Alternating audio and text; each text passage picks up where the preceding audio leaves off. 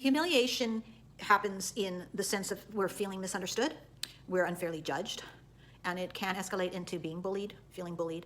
And these experiences of being misunderstood and so forth can result in some experiences where we are actually humiliated. Someone has brought it all to the forefront and we feel absolutely humiliated. So I'm so sorry if that has ever happened to you, if it's happening to you now. And in the sense of resentment, that's obviously something to resent. Nobody's happy with that. Nobody can say, oh, it's okay, you know. But remember that what I'm saying in this overall underlying theme about resentment is that it's pushing us to stop ignoring our truth, our needs, and it's also pushing us to find a way to treat our existence as sacred and worthy. Resentment that other people aren't doing that has to be secondary. It's not okay that someone is not treating you or me with respect. You know, they don't have to treat us like we're sacred and worthy, but, you know, just with decency and respect. No, it's never okay for someone to not do that. But my whole point in looking at resentment and doing the emotional health work for ourselves is that if we can say, this is making me have to treat myself as sacred and worthy first, then we can actually exude a totally new kind of energy. And yes, we might still be misunderstood. We might still be unfairly judged. But what won't necessarily still be possible is that the humiliation can be severe in how it's played out in our experience. So what I want to look at is this idea that if we can take a look at our flaws, you know, the very things maybe someone else keeps picking at, and we can own it. So it's like a humbling ourselves first. I'm looking at my flaw, I'm looking at my shortcomings, and I'm saying, okay, fine. I admit them. You know, and especially if I feel like I've confessed that, hey, yeah, I'm not proud of everything that I've either done, that I've said, that I've thought, but I've confessed that in an honest, raw openness with spirit, with the all-knowing that already knows it. You know, there's already awareness of it, but it's like I've been holding that apart as if I can somehow hide it. No, there's nothing I can really hide. So therefore, if I'm willing to humble myself first, I'm willing to say, yeah, that is not something I'm proud of. Then somebody else bringing it up, that's neutralized their ability to turn that into some sort of humiliation. And therefore, I no longer can even participate in feeling resentful. Yeah, I mean, I can have a boundary and be very clearly exuding that strength that says, nobody treats me like that, nobody speaks to me like that. But I started with saying, I accept I'm not perfect, I do my best, and that is enough. So again, coming back to, you know, some of the other video series I've done, the video series that I did on confidence takes a look at trust, takes a look at self-reliance and self-assurance. These aspects I have found to be so helpful because when I have wanted to start with that place of, okay, I've been honest about whatever shortcomings I have, and therefore no one can use that in power over me, that has been a game changer. And it really does start with the stance that you take for yourself, you know, the stance that I take for myself. We are standing solid on our truth. Okay, you know, I'm continuously growing, I'm continuously improving. And so any like past mistakes, anything that someone else wants to call me out on as, you know, a flaw is no longer something that they can humiliate me about because I'm at peace with that. And therefore I won't even receive the attack in the same way. And so in my own experience, a while ago, I was sharing something with a friend and I had moved beyond the rawness of that experience and I had shared with her my part in it, and she looked at me with such a look of disappointment.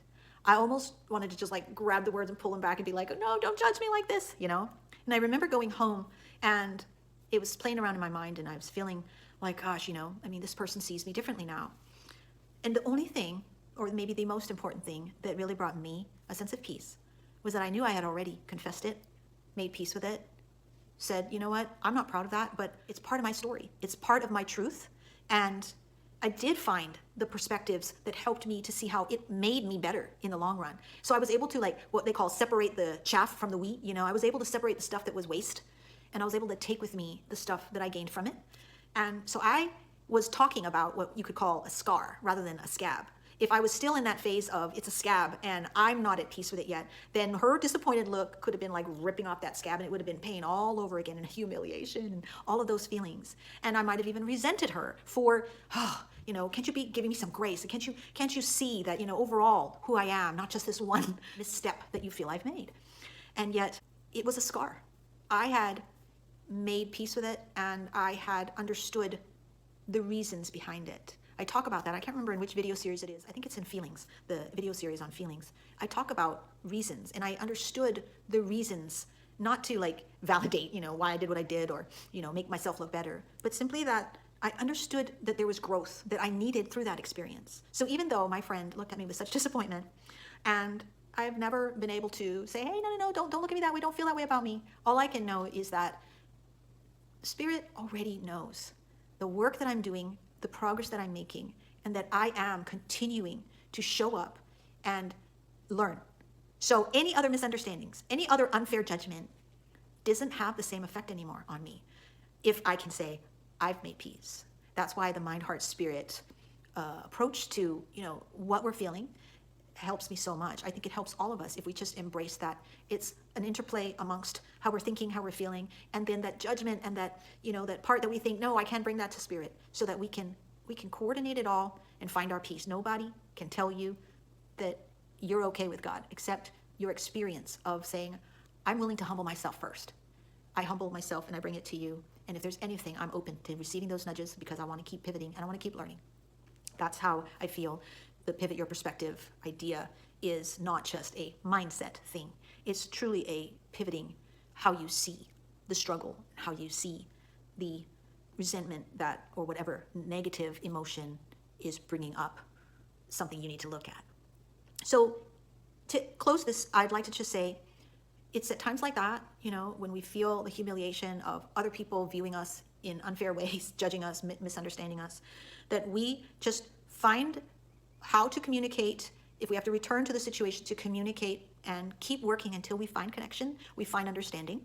But there will be times when it's just going to be our own resolution that we find in seeing that experience as I've already humbled myself to the one that knows it all and the one that knows my heart, and I have made peace with that. When you do that, you're speaking your truth and you're just claiming it, and no one else can humiliate you on top of that because you've already humbled yourself.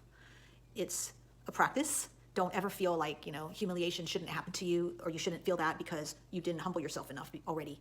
Don't get into that sort of emotional lie, but just know that that's where we have the power is, oh wow, I feel humiliated. And I really resent that person's humiliating me. Put your boundaries in place. Don't tolerate disrespect. If you're a person, and I know you are, giving respect, trying to show up in integrity, the selfishness of others cannot be tolerated. You have to have a wall. It doesn't mean that you have to push them away. You just have to say, that cannot penetrate. You cannot, that does not come in, does not land on me. But at the same time, from the inside out, we have our own opportunities to, anything that we feel is not fair that they're judging me about it, look at yourself. What are you judging your own self about it? And when you make peace with that, it neutralizes how other people seem to be judging you or misunderstanding you, because Spirit understands, and you can keep moving forward with steadiness and with confidence. That's a deep reassurance. So I hope that really encourages you if you are going through resentments related to humiliation. My goal is to simply help you to feel that you're okay exactly where you are, and then to help you keep moving through, because that's what emotions that make us uncomfortable are just nudging us toward some things having to fall away, the chaff having to be separated so that we can gain and take the wheat, move it forward, and keep growing better and more productive experiences.